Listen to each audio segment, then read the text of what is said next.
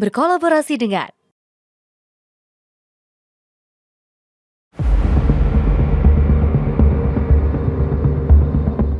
Saya akan membentuk segera Dewan Kesejahteraan Buruh Nasional. Kita akan segera membentuk Satuan Tugas PHK. Kita tidak akan membiarkan rakyat kita tidak akan biarkan pekerja-pekerja di PHK-kan seenaknya.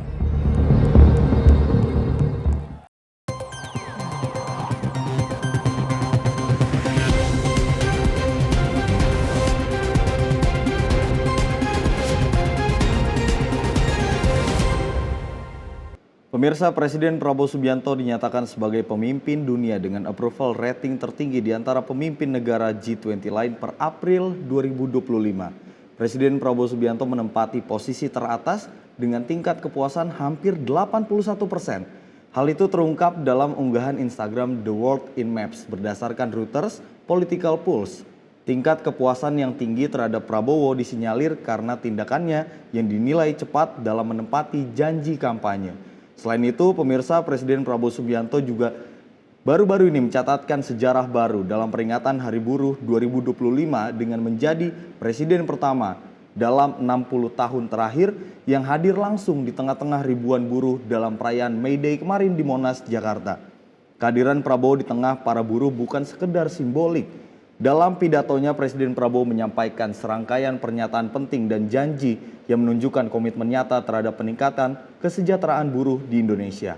Mulai dari reformasi hukum, perlindungan pekerja, hingga pengakuan terhadap tokoh buruh. Seluruh isi pidato Presiden menjadi sorotan utama dalam peringatan Hari Buruh tahun ini. Sederet momentum itu bisakah menjadi sebuah tanda-tanda bahwa kemampuan Prabowo memimpin bangsa ini tidak perlu diragukan lagi. Kita akan membahasnya, pemirsa, malam hari ini bersama dengan Direktur Eksekutif Skala Survei Indonesia, Bang Abdul Hakim MS. Bang Ab, selamat malam Bang Ab. Melihat kemarin pidato Presiden Prabowo di perayaan May Day di Monas, Jakarta, bagaimana Anda melihatnya? 60 tahun terakhir Bang Ab, menjadi presiden pertama yang hadir secara langsung di tengah-tengah ribuan buruh yang hadir, atau bahkan ratusan ribu Bang Ab.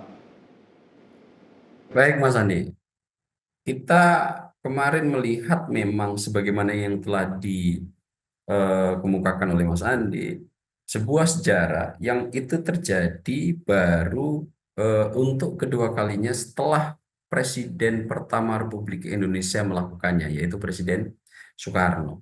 Kita tahu bahwa kedekatan Presiden dengan kalangan buruh memang secara historikal gitu, dari 8 presiden yang ada, yang cukup punya chemistry kuat sepertinya hanya Presiden Soekarno, dan hal ini kemudian coba ditindaklanjuti oleh Prabowo Subianto. Sebelum dua presiden ini, sepertinya ketika acara peringatan May Day internasional, sepengetahuan saya dan deteksi yang saya lakukan terhadap beberapa presiden yang ada di Indonesia sebelumnya, kayaknya belum pernah terjadi gitu.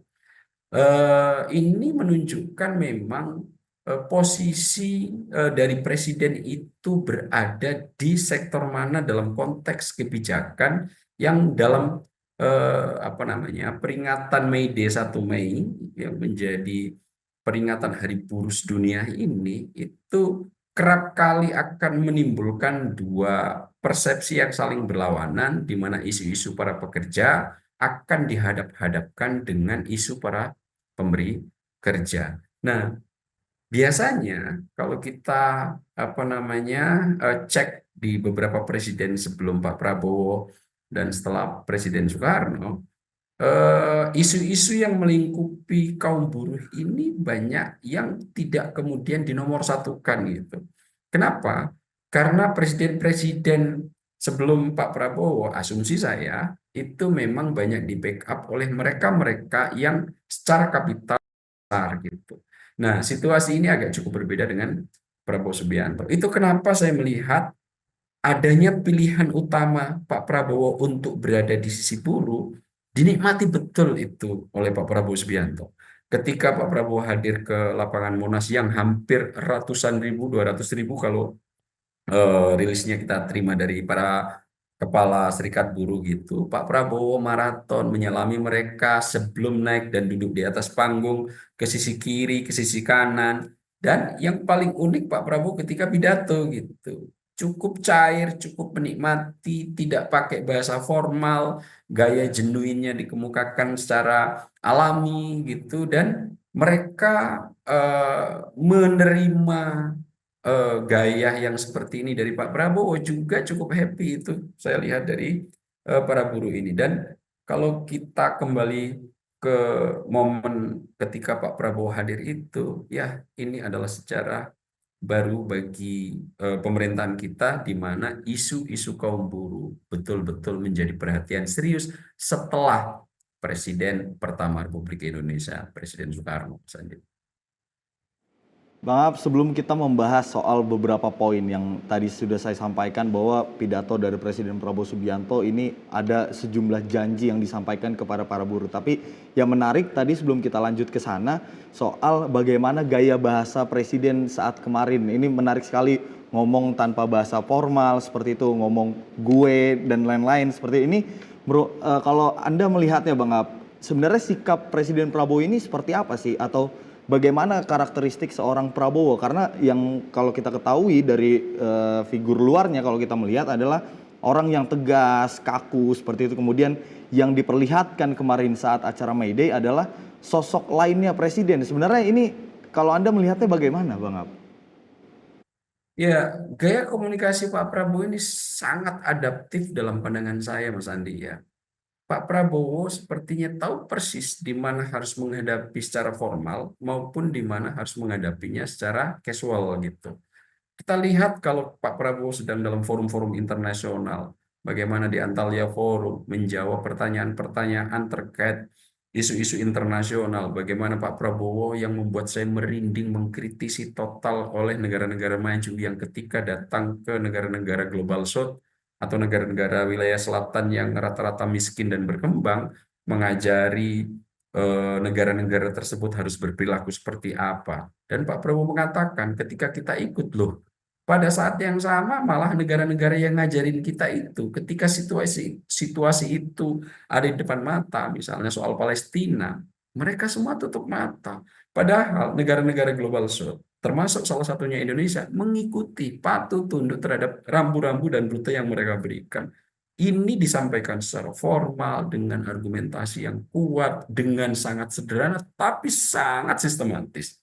Berbeda sekali ketika Pak Prabowo kemudian mungkin sadar betul yang dihadapi oleh beliau adalah audien-audien kaum buruh, di mana kaum buruh ini tidak mungkin ya dalam asumsi saya Pak Prabowo memahami lebih baik berinteraksi dengan informal, pakai bahasa lo gue, gua ngopi boleh ya, kemudian masih lanjut atau enggak gitu. Nah ini adalah bahasa-bahasa yang memperlihatkan chemistry kuat.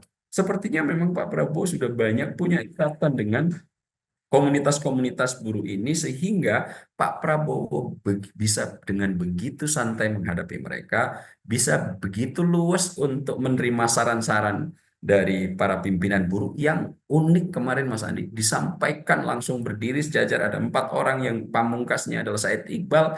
Pidatonya tidak menghadap buruh tapi seperti seolah-olah diskusi dengan Pak Prabowo dengan menyampaikan beberapa keinginan serta dalam bahasa buruh tuntutan gitu.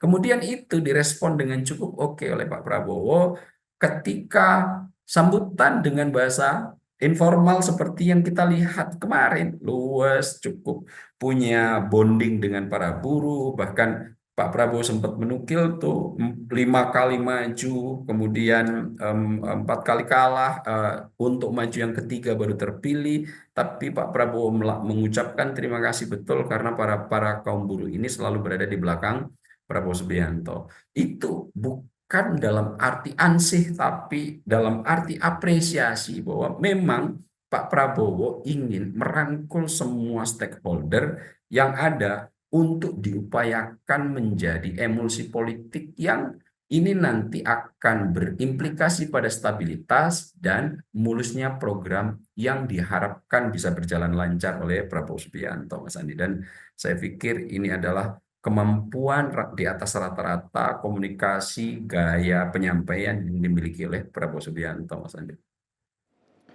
Bang ini mencermati soal bagaimana pernyataan-pernyataan Presiden Prabowo Subianto ketika kemarin saat May Day. Ini ada sejumlah poin yang disampaikan, namun yang menjadi perhatian adalah diantaranya adalah bagaimana Presiden Prabowo Subianto mendukung penghapusan outsourcing, kemudian juga melakukan membuat Satgas PHK untuk mengantisipasi badai PHK yang sebenarnya akhir-akhir ini sudah mulai banyak terjadi di sejumlah daerah, Bang Ab. Dan juga yang menarik adalah bagaimana rancangan Undang-Undang PPRT sekaligus RUU perampasan aset ini juga turut disampaikan oleh Presiden di hadapan ratusan ribu masyarakat Indonesia. Ini sebenarnya apa yang ingin disampaikan oleh Presiden saat itu, Bang Ab? Apakah ini sebagai langkah antisipasi dari Presiden Prabowo Subianto untuk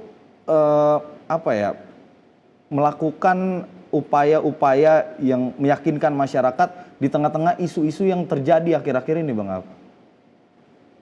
Mas Andi, ketika diskusi masalah buruh, ketika perayaan May Day, 1 Mei, yang itu menjadi hari ditandai dengan Hari Buruh Internasional, isu-isu yang selalu melingkupi itu ada beberapa hal, tapi ini semua bisa dikerucutkan dalam isu terkait adanya pertentangan atau beda kepentingan.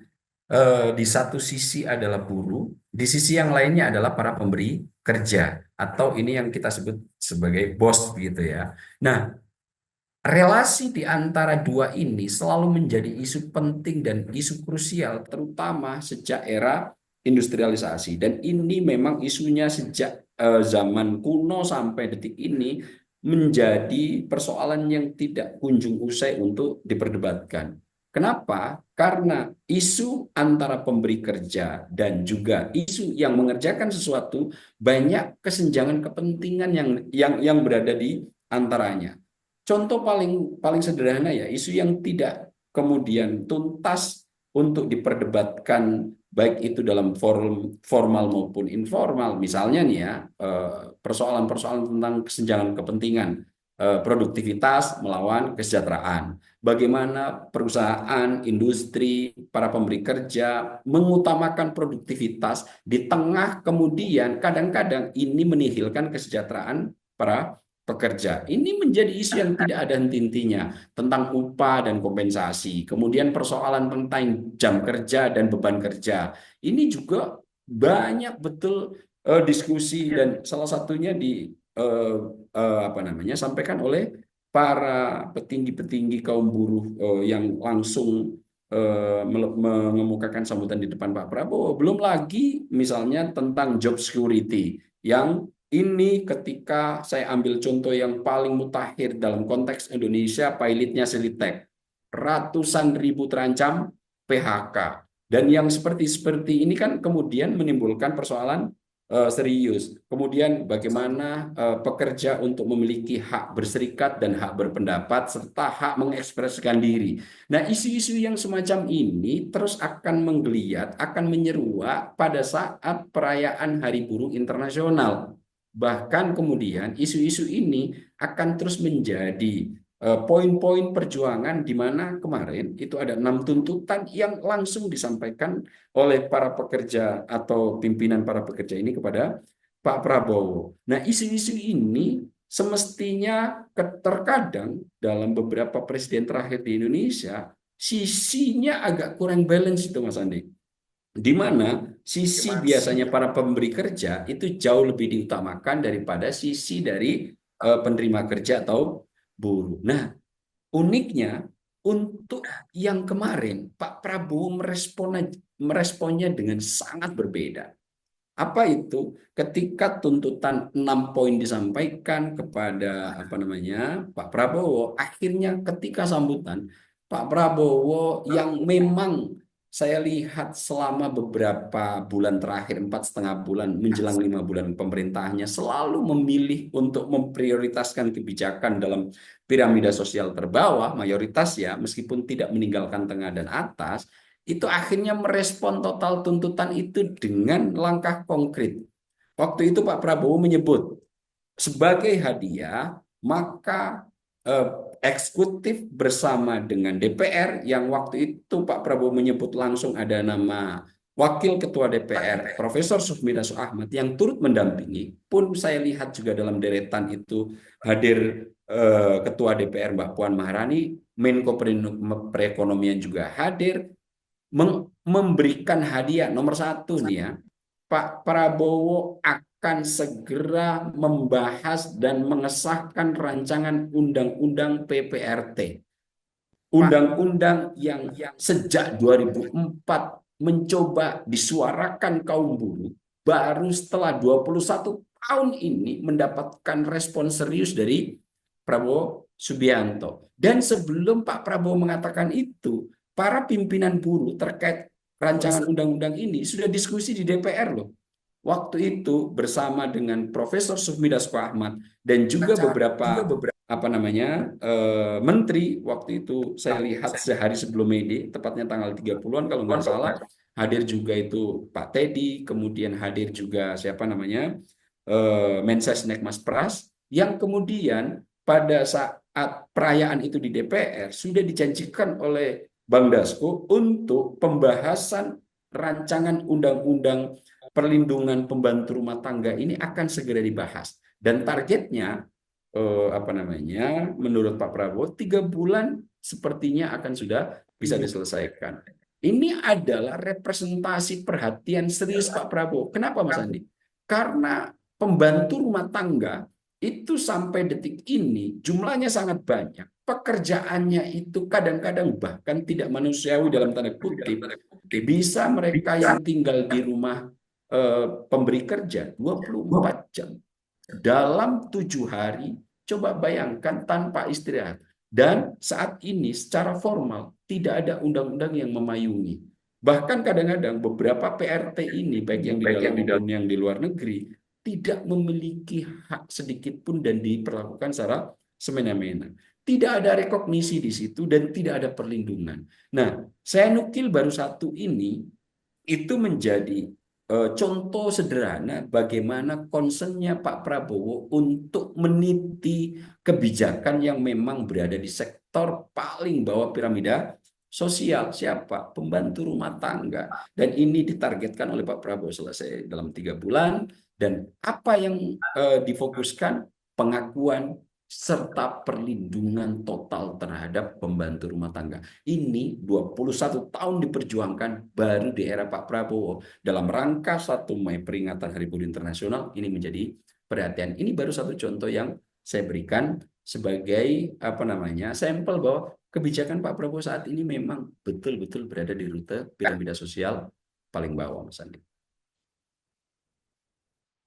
Baik Bang Ab, nampaknya kalau melihat sejumlah RUU, tadi kalau yang Bang Ab jabarkan soal RUU PPRT, kemudian juga RUU perampasan aset, intinya 2 RUU ini menjadi hal yang ditunggu-tunggu oleh tentunya bukan hanya buruh saja, tapi seluruh masyarakat Indonesia. Dan kita akan tunggu nanti dan kita juga akan kawal bagaimana pembahasan yang akan terjadi setelah dari instruksi dari Presiden Prabowo Subianto langsung pada saat acara May Day kemarin. Namun yang menjadi perhatian di lain sisi adalah bagaimana sosok Presiden Prabowo Subianto menjadi tokoh terpopuler pemimpin negara G20. Tapi kita jangan bahas dulu Bang Ab, karena kita harus terpotong jeda. Pemirsa tetap di Sorotan Utama Sinpo TV.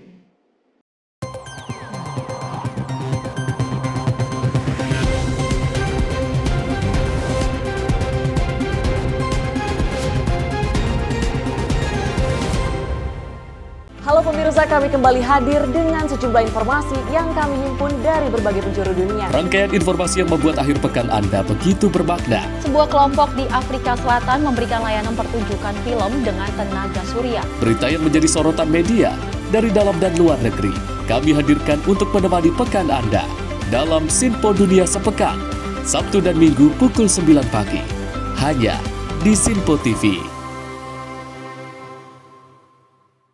Kami hadir dengan rangkaian informasi dari berbagai penjuru dunia. Topik dan isu yang tengah menjadi sorotan mancanegara dikemas dengan lengkap untuk Anda.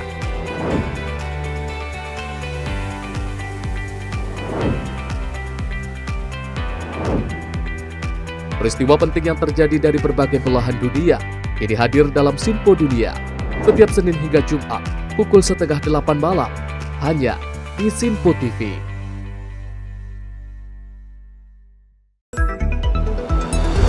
Jadilah yang pertama mengetahui perkembangan terkini seputar informasi dari lembaga parlemen. Punya data nasional, tidak ada satupun backup berarti kan? Tiba-tiba ada putusan yang nggak masuk akal dan seperti ini gitu. Kita biarkan rekomendasi kepada KPK, periksa! Kami hadirkan informasi paling akurat untuk mengawal setiap informasi dalam rapat komisi dan paripurna. Tentunya bersama saya Andi Rezaldi yang telah kami rangkum dalam program Sinpo Parlemen. Saya Arif Rifani. Saksikan Sinpo Parlemen setiap Sabtu pukul 6 pagi hanya di Sinpo TV.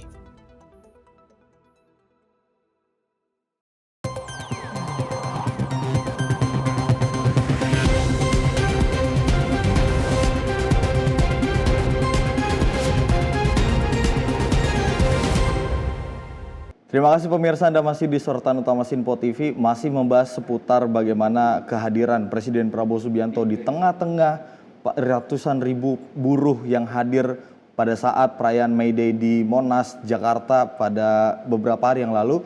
Kita masih membahasnya bersama dengan Direktur Eksekutif Skala Survei Indonesia, Bang Abdul Hakim MS.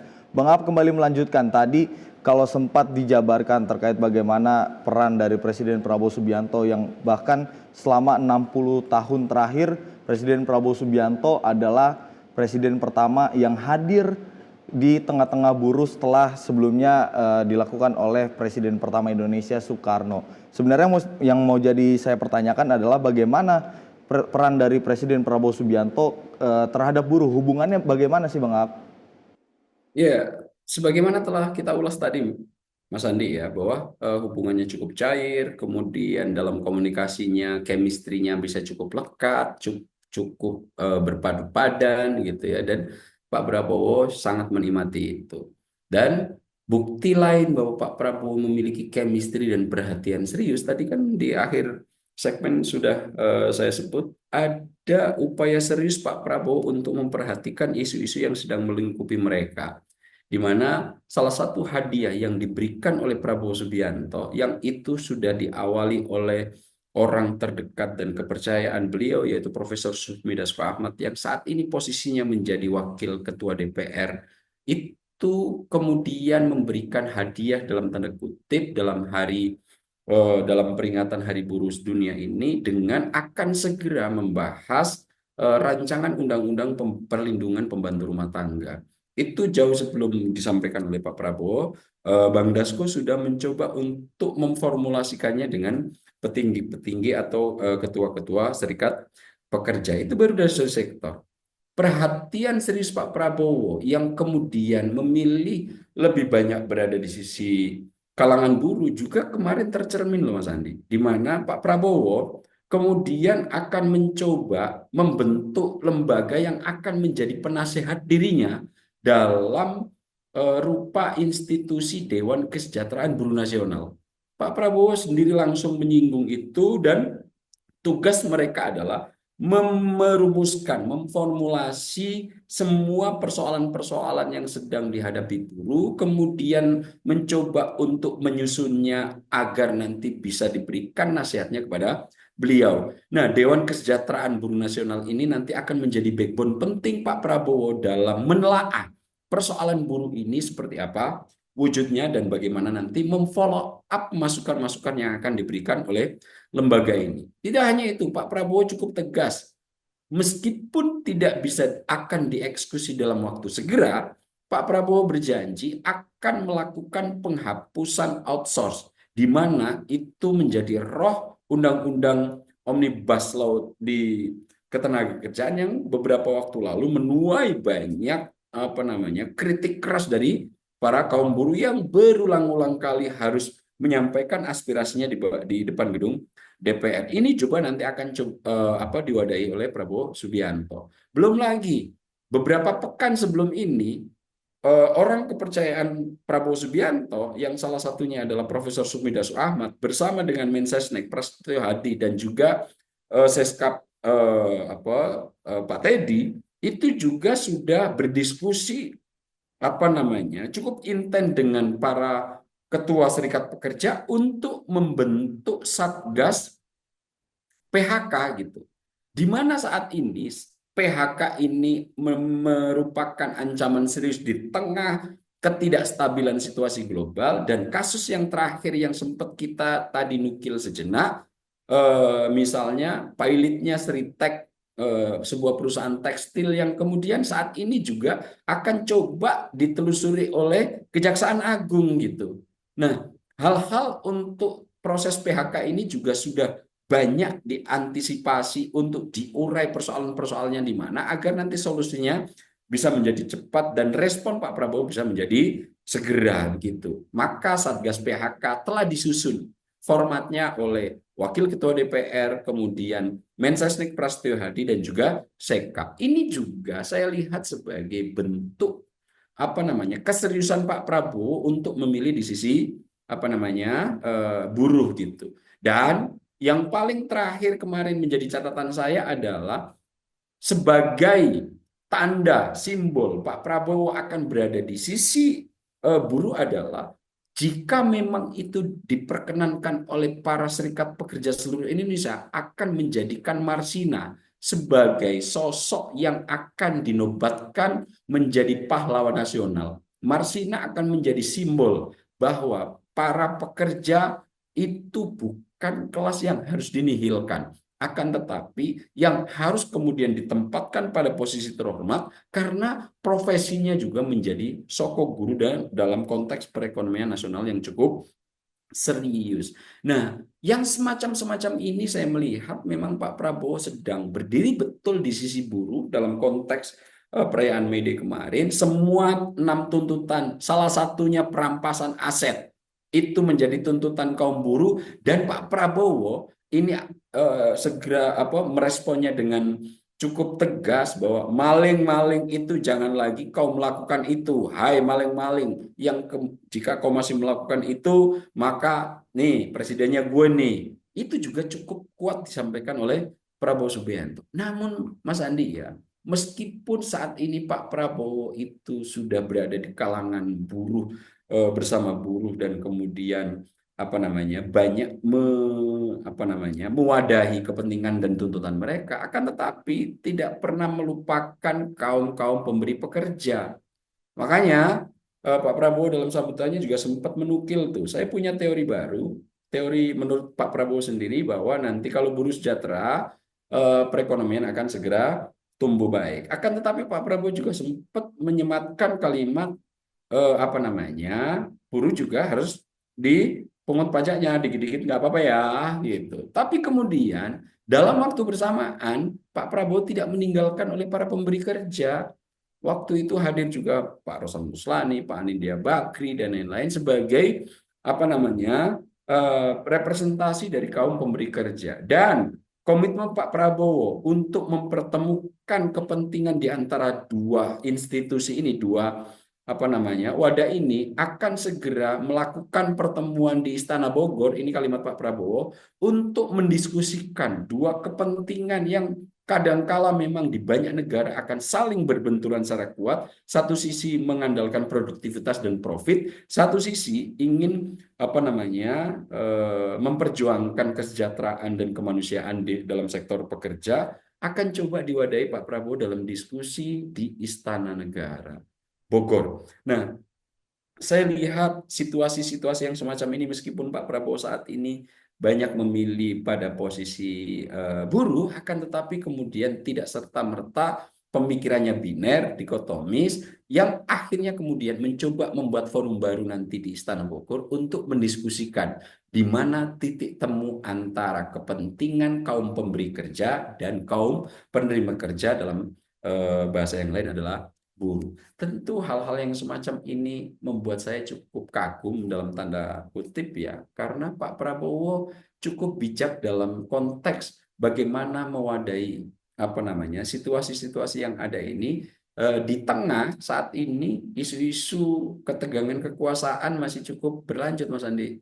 Di mana kita tahu saat ini ada isu pemakzulan wakil presiden dari kalangan purnawirawan, ada pergantian komunikasi kepresidenan, PCO yang Mas Hasan harus mundur. Tapi di tengah situasi ketegangan internal terkait dengan dinamika kekuasaan, Prabowo Subianto masih menyempatkan dan memfokuskan diri untuk memproduksi kebijakan yang betul-betul berada di sisi piramida terbawah strata sosial, misalnya.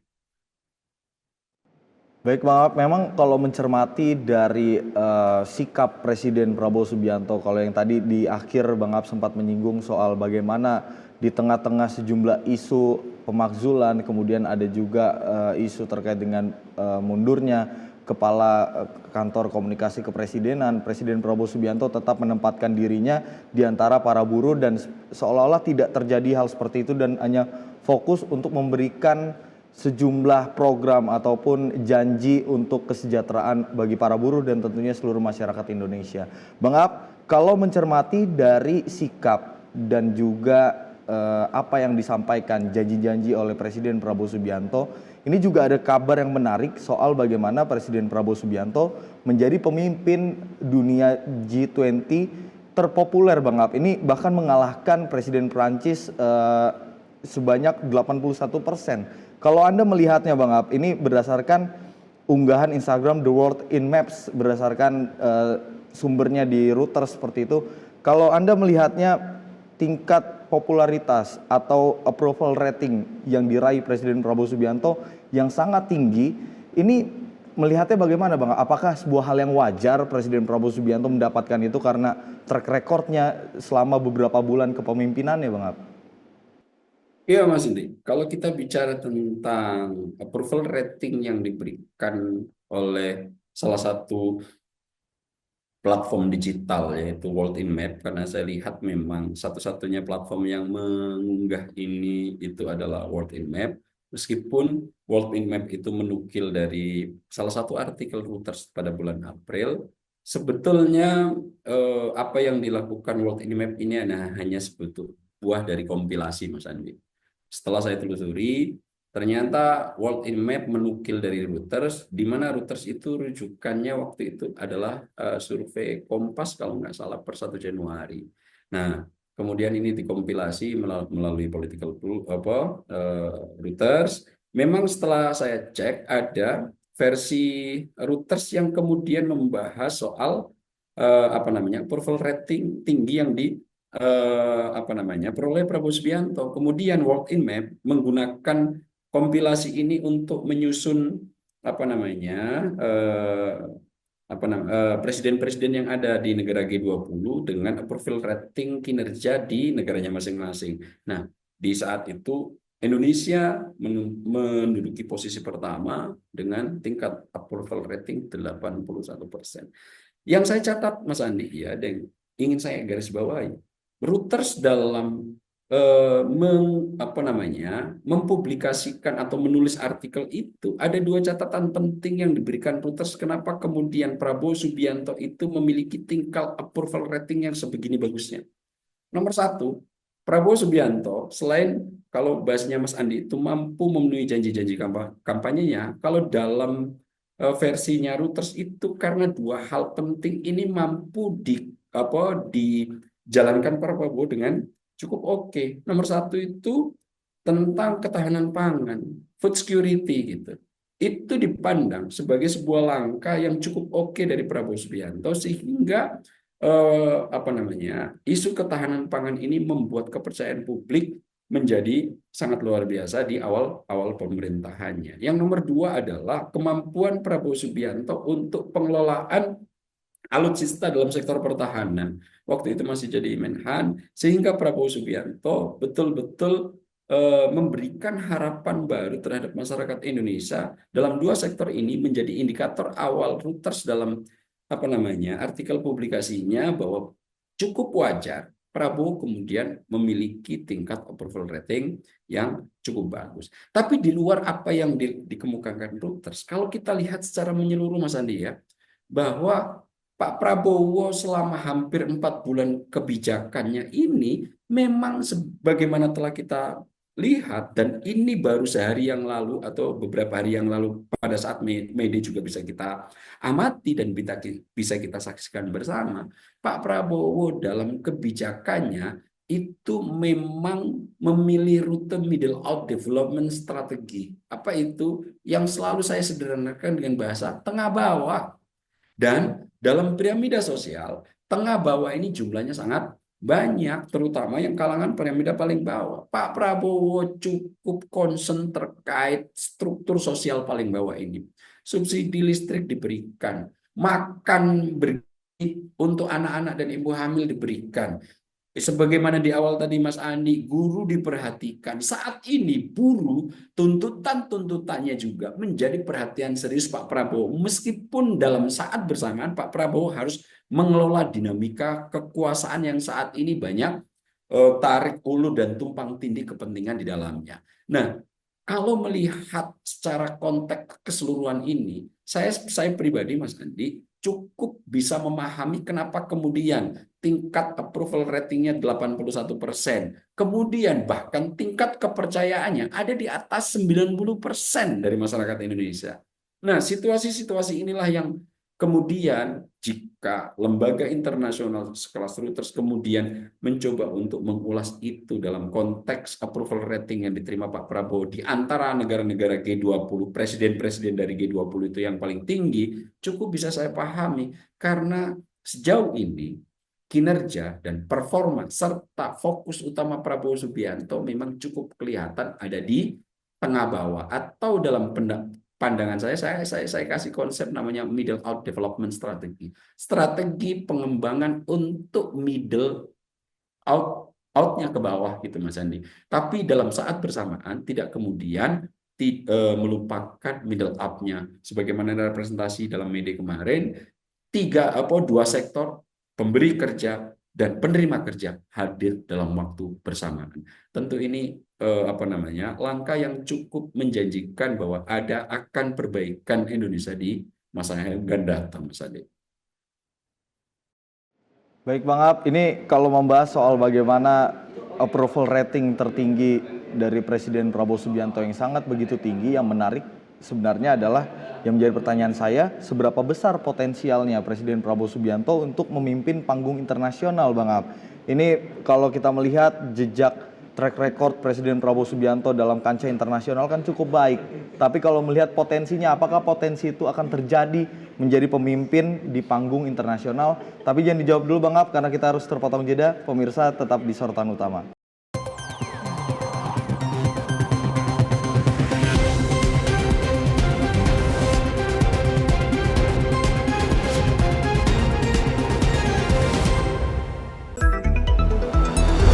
Jadilah yang pertama mengetahui perkembangan terkini seputar informasi dari lembaga parlemen. Punya data nasional, tidak ada satupun backup berarti kan? Tiba-tiba ada putusan yang nggak masuk akal dan seperti ini gitu. Kita biarkan rekomendasi kepada KPK, periksa. Kami hadirkan informasi paling akurat untuk mengawal setiap informasi dalam rapat komisi dan paripurna. Tentunya bersama saya Andi Rezaldi yang telah kami rangkum dalam program Sinpo Parlemen. Saya Arif Rifani. Saksikan Sinpo Parlemen setiap Sabtu pukul 6 pagi hanya di Sinpo TV. Pemirsa Sinpo TV kembali hadir menemani Anda dengan berbagai informasi yang telah kami rangkum dalam sepekan. Sajian lengkap informasi sepekan kami hadirkan untuk Anda. Badan Legislasi DPR menemui masa unjuk rasa di depan gedung DPR RI Senayan, Jakarta. Menemani akhir pekan Anda bersama keluarga dengan rangkuman berita menyeluruh dalam Sinpo Sepekan setiap minggu pukul 6 pagi hanya di Sinpo TV. Halo, selamat malam pemirsa. Senang sekali rasanya kami mengisi ruang informasi Anda. Akhiri aktivitas Anda dengan rangkuman perkembangan peristiwa yang terjadi sepanjang hari. Sebelumnya kita saksikan ada sekitar 3.000 tamu undangan, sementara di Ibu Kota Nusantara ini ada sekitar 2.000 tamu undangan. Rangkaian informasi nasional dan mancanegara dirangkum sebagai penutup hari dalam Menyapa Malam. Setiap Senin hingga Jumat pukul 8 malam, hanya di Sinpo TV. Halo, selamat pagi pemirsa Simpo TV. Selamat pagi Andi. Selamat pagi, Fes. Beragam informasi terbaru hadir menemani Anda sebelum memulai hari. Itu memang dari Menteri Perhubungan juga mendukung, Betul. dari Menteri Keuangan juga mendukung, dan kita sebagai masyarakat pun juga Harus mendukung. Mengangkat isu yang tengah menjadi pembicaraan paling hangat. Semarakan pagi Anda bersama Menyapa Pagi. Setiap Senin hingga Jumat pukul 6 pagi. Hanya di Simpo TV.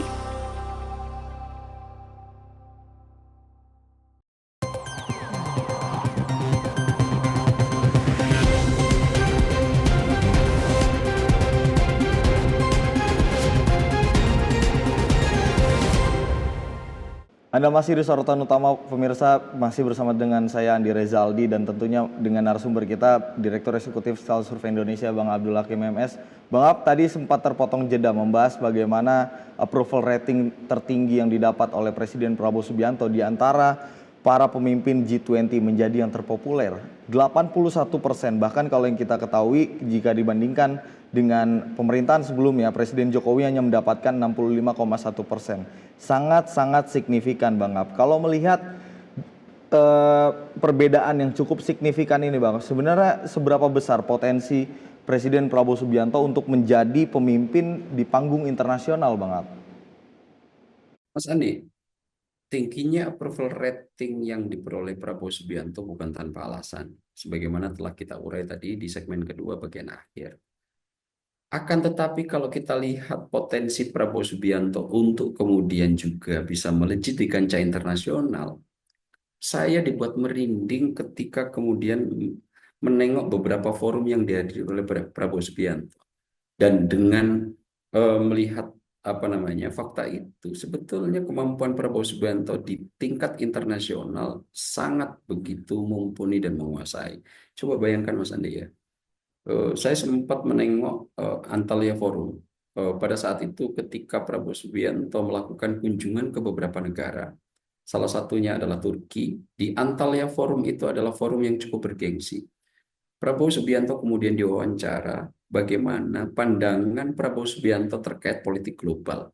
Di saat itu Mas Andi, betul-betul saya dibuat takjub dan begitu merinding ketika Pak Prabowo mengatakan kita ini bangsa-bangsa global South yang tadi mungkin sempat saya nukil, yang ini adalah representasi dari negara miskin dan berkembang, itu banyak diceramai dan dinasehati, ditunjuk-tunjuk untuk melakukan banyak hal oleh negara-negara utara gitu ya, yang representasinya adalah negara maju. Mereka membawa semua nilai-nilai yang mereka anggap itu baik, itu oke, yang kemudian itu dinasehatkan kepada negara-negara global South gitu ya, negara-negara di wilayah selatan. Mereka menunjuk-nunjuk kita untuk melakukan A, B, C, D, E, H, F, dan segala macam prosedurnya. Kemudian negara-negara global South, termasuk Indonesia, menurut Pak Prabowo, kita ikuti, kita taat patuh, dan banyak hal-hal yang tidak kemudian kita tentang. Tapi di saat bersamaan ketika hal itu terjadi dan mengiris kepentingan negara-negara maju, mereka tutup mata dan tutup telinga. Salah satu contoh paling sederhana adalah Palestina. Pak Prabowo dengan cukup tegas mengatakan bagaimana kalau negara-negara muslim terus berdebat untuk bisa membantu Palestina. Di saat bersamaan ada paradok yang cukup luar biasa oleh negara-negara utara ini ketika datang ke negara-negara selatan memberikan berbagai macam nilai dan moral, akan tetapi nilai dan moral itu ketika mengiris kepentingan mereka sendiri tidak dilakukan gitu. Dan itu disampaikan dalam forum internasional. Narasi ini Mas Andi belum pernah saya dengar lagi sejak era Presiden Soekarno. Satu-satunya dari 8 presiden ini yang pernah mengemukakan itu selain Prabowo Subianto adalah Presiden Soekarno. Dan saat ini itu dilakukan dengan secara firm oleh Prabowo Subianto. Setidaknya saya menghitungnya dari 2 forum. Yang terakhir ada Antalya Forum. Dan Pak Prabowo tidak begitu segan untuk mengemukakan apa yang ada dalam konsep dan pemikiran beliau. Sehingga kalau kita merujuk pada Antalya Forum itu, bagaimana Pak Prabowo cukup beringas dalam arti yang sesungguhnya menyampaikan ide, gagasan, dan posisi Indonesia dalam konteks yang semacam ini, berani mengeluarkan kritik terhadap negara-negara utara. Ini adalah sesuatu yang bagi saya yang tadi saya definisikan, cukup merinding mendengarnya karena tidak banyak negara-negara selatan yang berani melakukan ini. Dan Indonesia di bawah Presiden Prabowo Subianto memulai itu setelah sekian lama mengendap, setelah sekian lama kita tidak pernah mendengar lagi, setelah sekian lama kita tidak memiliki pride di dunia internasional, itu saat ini kembali lagi di sosok Prabowo Subianto. Jadi kalau pertanyaannya apakah Prabowo Subianto ini mampu untuk menjadi dan memainkan peran penting di sektor global, saya yakin meyakini. Dan Mas Andi, dalam rangka itu, dalam rangka kita terus tengadah itu Mas Andi, untuk di muka internasional, Prabowo di tengah defisit APBN ini, alih-alih untuk kemudian menambah utang ke negara-negara utara, Prabowo lebih memilih tirakat dalam bahasa Jawa atau ikat pinggang dalam bahasa kita sehari-hari, atau dalam bahasa yang sekarang dipakai Prabowo Subianto adalah efisiensi. Nah, efisiensi ini apa? Efisiensi ini bukan menabung uang, tapi mereposisi anggaran-anggaran yang saat ini, selama ini dikenyam oleh orang-orang tertentu saja dan buat bancakan, direposisi atau direlokasi ulang. Yang awalnya banyak habis di kementerian dan lembaga, saat ini dipindah alihkan, direlokasi ke sektor MBG, direlokasi ke sektor kesehatan gratis, direlokasi ke sektor, bukan kemudian ditabung yang itu tidak di-save untuk kepentingan masyarakat. Semua ini dilakukan oleh Prabowo Subianto. Satu, dalam pengelolaan itu, dua sinergi ini dilakukan secara sekaligus. Nomor satu, tengadah di muka internasional dengan yang sudah saya ceritakan. Dalam waktu bersamaan, bagaimana kemudian juga di internal, di dalam negeri, ini juga memberikan manfaat seluas-luasnya terhadap masyarakat. Makanya, alih-alih menggunakan bahasa efisiensi, saya akan mencoba untuk membuka untuk APBN ini, merelokasi ulang. Ini uangnya tidak dikemana-manakan, tapi dikembalikan ke rakyat. Dalam bentuk apa? Program yang lebih menyentuh piramida sosial paling bawah, yaitu mereka-mereka yang kekurangan, kemiskinan, yang agak cukup kesejahteraan dalam konteks MBG misalnya, memberikan dari 44 juta anak yang ada di Indonesia, yang separuhnya itu tidak punya tradisi untuk sarapan pagi, di mana itu kemudian relokasi efisiensi dipakai untuk yang macam-macam ini, Mas Andi. Nah, saat ini program itu sudah berjalan, dan saat ini memang di beberapa sektor masih ada kekurangan. Akan tetapi ini kan program yang sangat besar. Jika kemudian kita hanya fokus di satu titik kekurangan, tentu ini tidak menjadi representasi secara keseluruhan. Nah, coba bayangkan dalam saat waktu bersamaan, apakah Prabowo punya potensi untuk menjadi pemimpin internasional? Ya. Dan apakah Prabowo kemudian juga bisa mensinergiskannya dengan program-program kesejahteraan masyarakat? Jawabannya iya. MBG, kesehatan gratis, subsidi yang terus bertambah nilainya di tengah defisit APBN yang selama ini, jika itu kita tidak mengatakan bisa ditambal dengan kekayaan alam kita, diperoleh dari ngutang misalnya. Itu menjadi rute wajib di Presiden Prabowo Subianto itu mencoba untuk dikelola dengan secara lebih memadai. Nah, apakah kemudian ini menjadi indikator Prabowo Subianto akan bisa menengadahkan wajah Indonesia di muka internasional? Saya lihatnya tanda-tandanya memang ke arah ke sana, Mas Andi. Dan di internal pun Prabowo tidak kalah baik dalam menyusun kebijakan-kebijakan yang fokus terhadap kesejahteraan masyarakat. Buktinya apa? Approval rating di tengah komunikasi yang tidak hingar-bingar, di tengah pencitraan yang tidak dibuat-buat. Approval rating Prabowo Subianto 81% dan tingkat kepercayaan 90% ke atas. Ini tanpa harus direkayasa secara engine gitu, tidak dibuat-buat. Ini genuine dan betul-betul masyarakat akan merasakan itu, bahwa Prabowo Subianto punya ketulusan dalam konteks pengelolaan negara. Karena saya lihat, Mas Andi, Prabowo Subianto memiliki statecraft leadership. Statecraft itu apa? Pemahat seni yang ulung untuk dalam konteks pengelolaan negara. Dan ini nggak banyak yang mungkin bisa memahami statecraft ini, tapi pengelolaan yang secara memadai dan strategis di tengah turbulensi kekuatan-kekuatan politik yang ada, Prabowo Subianto masih bisa menekankan diri untuk sektor piramida sosial paling bawah pun menengadah muka di sektor internasional sendiri.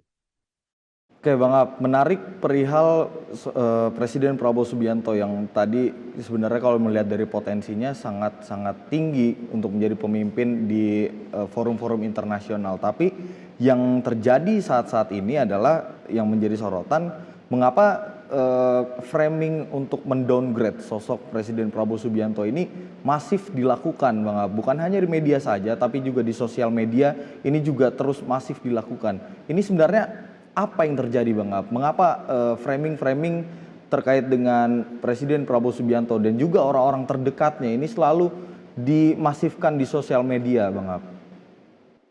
Mas Andi, dalam konteks perebutan kekuasaan, maka jika ada politisi-politisi yang moncer secara berlebihan, maka itu merupakan ancaman serius bagi kelompok-kelompok yang juga ingin berkuasa. Ini algoritma normalnya. Ketika ada satu politisi yang memiliki approval rating baik, tingkat kepercayaan baik, kinerja yang sangat baik, tidak akan diapresiasi total kinerjanya itu oleh kelompok-kelompok kekuatan politik yang juga ingin merebut kekuasaan. Meskipun rakyat dan masyarakatnya berada di belakang dia, akan tetapi ada kemungkinan serius upaya-upaya yang akan di sana. Nah, yang dilakukan untuk yang sebagaimana Mas Andi tanyakan tadi, kenapa selalu ada kelompok-kelompok yang mencoba untuk meresistensi dan mereduksi tingkat approval rating dan kinerja Pak Prabowo untuk mengganggu? Ini adalah perilaku yang memang mencoba kalau saya amati itu upaya untuk menghadapi 2029 lah, meskipun ini masih sangat jauh, akan tetapi kelompok-kelompok yang tidak suka dengan Prabowo Subianto mengupayakan diri semaksimal mungkin, mencari-cari kesalahan Prabowo Subianto untuk bisa mencoreng sedikit muka atau bahkan harapan mereka banyak gitu ya, untuk agar Prabowo Subianto itu tidak lagi memiliki tingkat approval rating dan tingkat kepercayaan tinggi dari masyarakat. Dan saya lihat ini cukup masif Mas Andi, dan beberapa malah bahkan menjadi agenda terselubung dengan niat yang, jika saya harus menghindari kata jahat, niat jahat itu niat yang memang disetting untuk kepentingan kelompok tersebut. Saya ambil beberapa contoh misalnya Mas Andi ya, yang bisa saya baca gitu. Sebagaimana tadi saya sudah urai ya, MBG misalnya. MBG Mas Andi, dasar falsafah kenapa ini kemudian muncul, kan kalau kita lihat kondisi anak-anak kita, 21% stunting kita tidak bergerak dalam beberapa puluh tahun terakhir Mas Andi. Itu stagnan, stunting. Yang lebih lagi dari 44 juta anak-anak kita Mas Andi, itu sebagian besar, hampir setengahnya masih mengidap penyakit anemia. Dari 44 juta anak-anak kita yang ada di Indonesia, separuhnya Mas Andi itu tidak pernah sarapan ketika berangkat sekolah.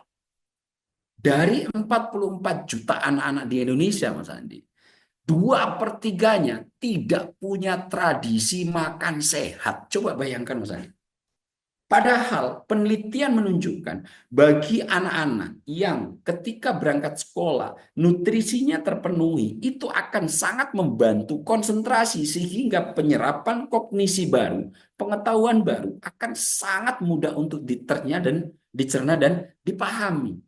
Coba bayangkan, falsafah makan bergizi gratis, di mana separuh dari 44 juta, mendekati 20 juta anak-anak kita nggak pernah sarapan ketika sekolah. Tiba-tiba dengan MBG Mas Andi, semua ini nanti ketika mereka berangkat ke sekolah tanpa punya uang saku, tanpa harus bawa bekal, dan yang tadi tidak punya tradisi sarapan, tiba-tiba disediakan makan dengan gizi yang memadai. Bagaimana ini peningkatan kognisi? Memang tidak akan dalam jangka waktu yang sangat dekat, tapi mungkin 10, 15, dan 20 tahun yang akan datang. Nah, di saat bersamaan yang kayak begini, ada beberapa media yang kemudian mencoba untuk tidak memberitakan sektor-sektor yang semacam ini. Malah misalnya mengganti kata program dengan kata proyek. Program disematkan bahkan dengan menukil proyek aja itu menjadi sangat peyoratif gitu. Proyek dalam pemahaman masyarakat Indonesia adalah konotasinya sangat negatif, hanya menjadi bancakan, apalagi memakai framing bias dengan menukil beberapa kasus-kasus untuk seolah-olah itu terjadi secara keseluruhan. Ini betul-betul agenda setting yang terselubung dengan niat yang sangat jahat. Tidak pernah tuh kemudian media tersebut memberikan falsafah kenapa kemudian program ini itu seperti yang saya uraikan tadi. Nah, memang beberapa media yang memiliki agenda setting terselubung niat jahat semacam ini akan berupaya memanipulasi para pembacanya, para pemirsanya dengan framing-framing, alih-alih bisa menginformasikan realitas yang sesungguhnya, bahkan mereka bisa memanipulasi apa yang mereka sampaikan, apa yang mereka beritakan, apa yang mereka informasikan, tidak sama sekali merepresentasikan realitas yang ada gitu. Nah, yang semacam ini semestinya media dalam satu sisi kan nilai idealnya itu adalah memberikan informasi objektif kepada publik dan selalu menjadi advokasi publik dan memang harus berada di sisi seberang pemerintah. Biar pemerintahan itu ada yang mengawasi. Akan tetapi sisi ideal media ini kadang-kadang juga memiliki sisi yang sangat disinformatif yang kemudian ini akan membuat publik tersesat dalam maraknya informasi yang saat ini sedang membanjiri secara dahsyat, baik itu di media sosial, kemudian di media mainstream, dan media-media yang lain. Nah, saya berharap media-media ini kemudian bisa berperilaku proporsional, berperilaku yang semestinya sebagai informasi publik yang memberitakan realitas sesungguhnya, bukan kemudian memanipulasi yang akhirnya itu menggeser pemahaman publik terhadap realitas yang sesungguhnya. Nah, yang begini-begini nih Mas Andi, saya lihat banyak upaya yang dialamatkan saat ini terhadap Prabowo Subianto. Secara subjektivitas saya sebetulnya, Pak Prabowo cukup firm ya dalam memilih kebijakan, cukup adil dalam mencoba untuk mengambil keputusan-keputusan politik, tidak gegabah, selalu banyak berada di jalan ketiga kalau dalam konsepsi saya itu di ruang tengah atau sintesis. Tidak kemudian memilih salah satu ekstrim dalam pemikiran biner, misalnya dalam buruh hanya berpihak pada buruh tanpa harus berpihak pada pemberi kerja, ataupun sebaliknya seperti pemerintahan-pemerintahan sebelumnya yang lebih banyak berada di sisi pemberi kerja daripada di sisi buruh. Nah, yang semacam ini saat ini ditengahi Prabowo Subianto untuk menjadi sintesis yang itu nanti akan diramu menjadi emulsi politik dan kebijakan baru yang akhirnya itu sebetulnya akan menjadi potensi kuat kita akan segera bisa mendekati yang diangan-angankan Pak Prabowo. Akan tetapi, Mas Andi, emulsi politik yang diangankan Pak Prabowo ini akan menjadi ancaman serius bagi mereka yang berhasil selama ini mengkooptasi dan mengeksploitasi kekayaan kita, dan bagi mereka yang selama ini menikmati dengan mengorbankan sisi masyarakat. Dan kita lihat bagaimana nanti statecraft leadership yang dimiliki oleh Prabowo Subianto mengelola ini dalam jangka ke depan sampai nanti 2029, Mas Andi. Ya, Bang Ab, kita pantau nanti sepak terjang Presiden Prabowo dalam mengelola semua hal ini karena complicated sekali untuk membangun bangsa Indonesia. Ada beberapa pihak mungkin yang punya agenda terselubung untuk meresistensi bangsa ini agar tetap stagnan menjadi negara yang berkembang. Bang Ab, terima kasih sekali lagi sudah mau berbincang dengan kita di Sorotan Utama. Nanti kita akan lebih mendalam lagi membahas sejumlah isu lainnya. Tapi karena keterbatasan waktu kita harus akhiri. Bang Ab, terima kasih banyak. Sehat selalu Bang Ab. Terima kasih Mas Andi. Salam sehat.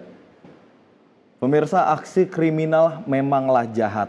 Namun memanipulasi sebuah hal tentunya itu adalah hal yang sangat jahat. Kritik boleh, tapi jangan sentimen. Pemirsa, pidato dan kehadiran langsung Presiden Prabowo pada peringatan Hari Buruh 2025 menunjukkan tekadnya dalam memperjuangkan nasib kaum buruh di Indonesia. Dengan sederet janji dan langkah konkret, Presiden Prabowo membuktikan bahwa suara buruh tidak bisa diabaikan. Hari Buruh tahun ini menjadi tonggak baru dalam sejarah hubungan negara dengan pekerja. Kita doakan Presiden Prabowo dapat memenuhi janji-janjinya, tentunya dengan niat tunggal yaitu kemajuan NKRI ke depan. Pemirsa, saya Andi Rezaldi mewakili segenap kru yang bertugas pamit menundur diri. Salam sehat, sampai jumpa.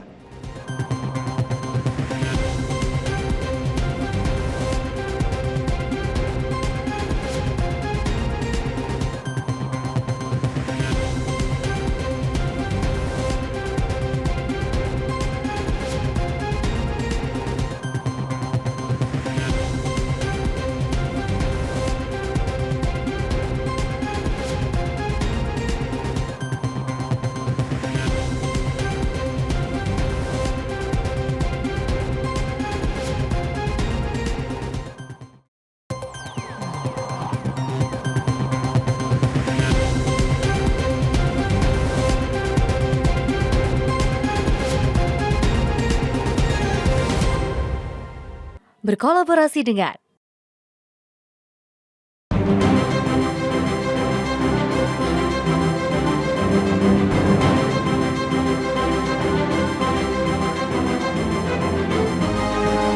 Simpo TV, News, Sport, Entertainment.